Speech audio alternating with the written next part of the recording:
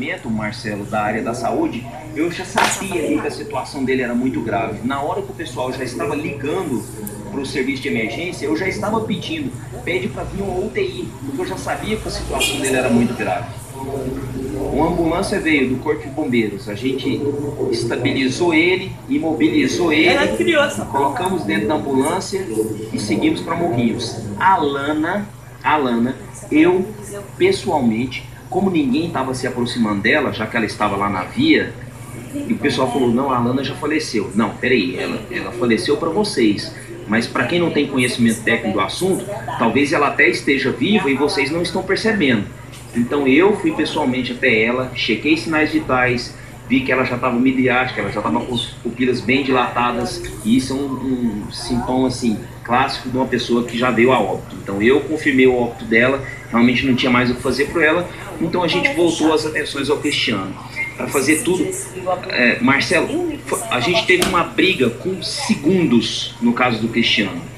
Eu estava ali com ele até a hora que ele deu o seu último gemido, que foi a hora que ele entrou na primeira parada.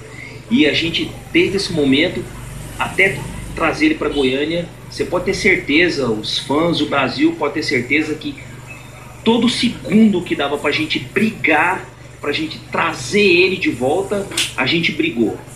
A gente teve uma cooperação muito rápida ali da Polícia Militar, do pessoal que administra a rodovia, do pessoal do Corpo de Bombeiros, estava comigo no telefone enquanto a gente já trazia a UTI móvel. A cooperação foi muito rápida entre essas esferas, mas mesmo assim, lamentavelmente, a gente perdeu ele.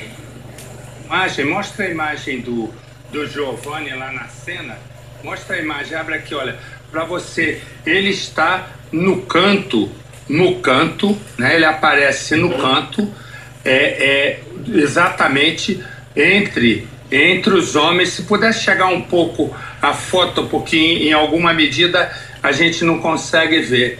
Então, se pode até arrastar a foto depois, se quiser, mais para a direita, porque ele está exatamente atrás do médico. Isso eu vejo bem no preview, mas não sei. Na imagem também, ali dá para ver, mas tem uma outra medida no analógico, não é? Que não está dando. Então, se puder, no analógico não dá para ver no sistema. No sistema agora deu no 4x3, é essa atenção. Por isso que eu estudei televisão tantos anos, né? Porque agora nós vemos exatamente ali o Giovanni, você vê à esquerda, né? Ali do lado entre o bombeiro e o médico, ele fazendo todo o socorro. Eu queria que o Giovanni nos contasse, né?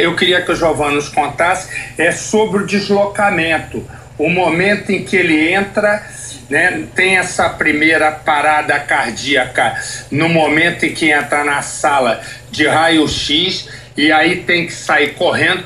Como foram então esses últimos momentos entre essa primeira parada cardíaca e o momento em que vai chegando a Goiânia, e aí uma sucessão de paradas cardíacas, não é isso, Giovanni?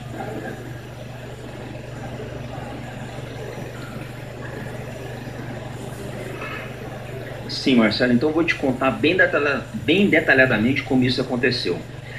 Ao adentrar a sala de raio-x, o Cristiano ainda estava agonizando, ele ainda estava reclamando de bastantes dores, tá?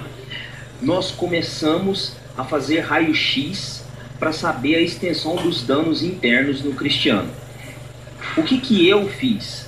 A única coisa que fazia o Cristiano acalmar nesse momento foi eu chegar no ouvido dele e falar assim: Cris, calma, seu pai já está vindo aqui ficar com você. Quando ele ouvia falar do pai, ele se acalmava. Quando ele se acalmava, a gente aproveitava e tirava um raio-x, porque a gente precisa do paciente imóvel nesse momento. E ele só ficava imóvel quando ouvia falar do pai. Depois de tirar mais ou menos 6, 7 raios-x da cabeça até a região da bacia, 40 segundos depois foi a hora que o Cristiano teve essa primeira parada. Quando ele teve essa primeira parada, nós levamos ele para a reanimação do hospital em cerca de 30 segundos. A gente já entrou com ele na sala de reanimação.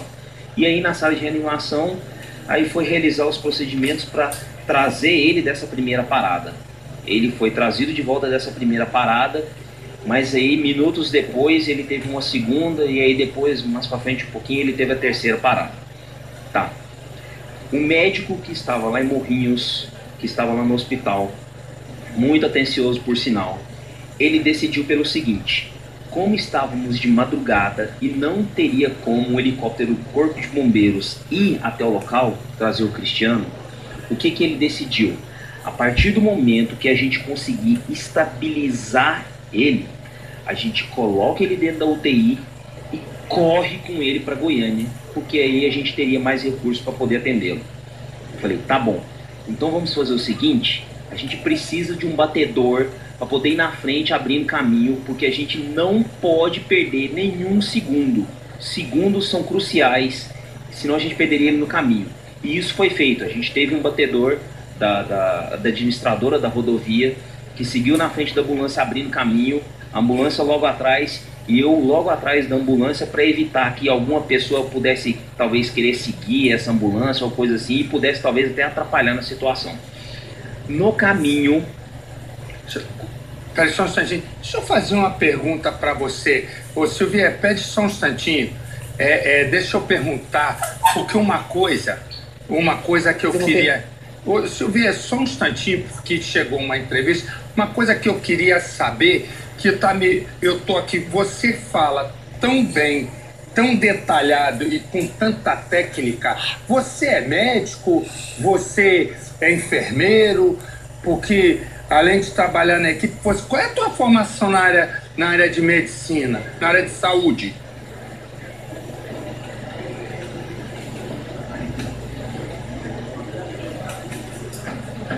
Marcelo, eu trabalhei numa empresa fora do país, a Royal Caribbean International, é a maior empresa de cruzeiros do mundo.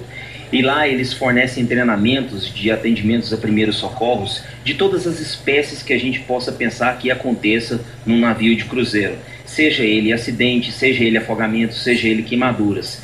E a minha mãe também, ela é enfermeira, ela trabalha